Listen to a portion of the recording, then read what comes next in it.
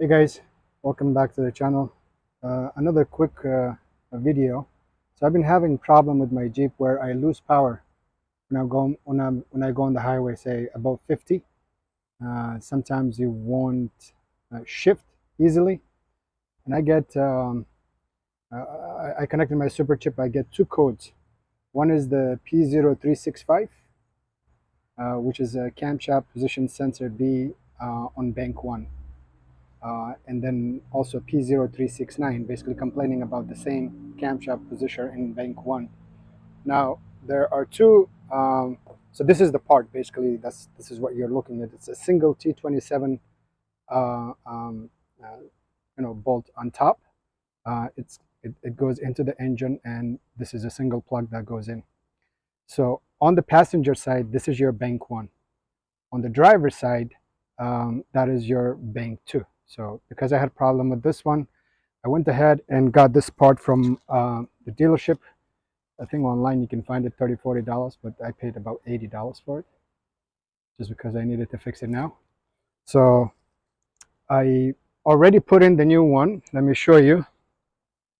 I didn't screw it yet.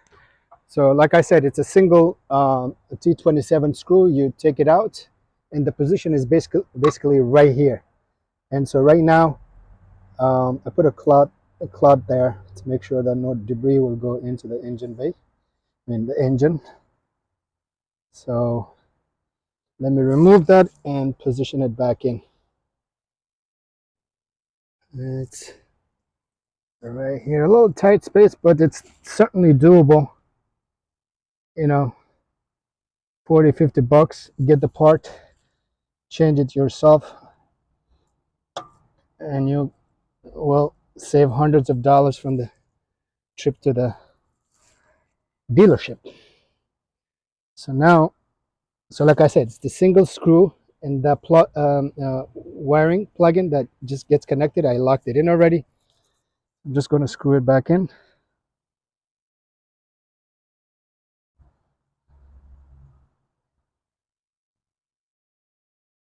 There's one way for this to go in, so you can't go wrong. I want to hand tie it first. Like I said, if you have a bigger, longer extension, then it's very easy.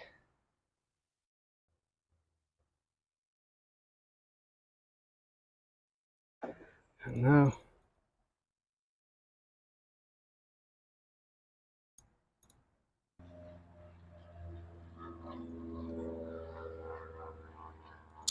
all right,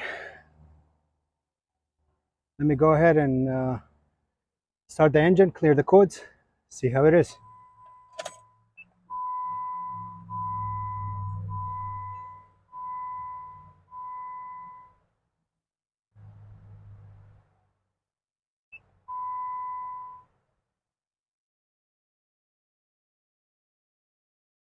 All right, so it completed.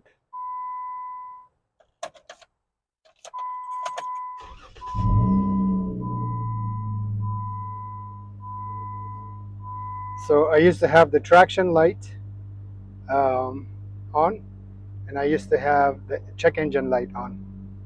Like I said, I used to have two codes that I'll put in the description as well.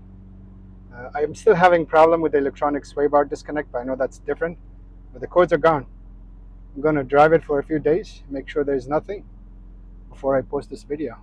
So that was $80 as opposed to $500–600 with a dealership.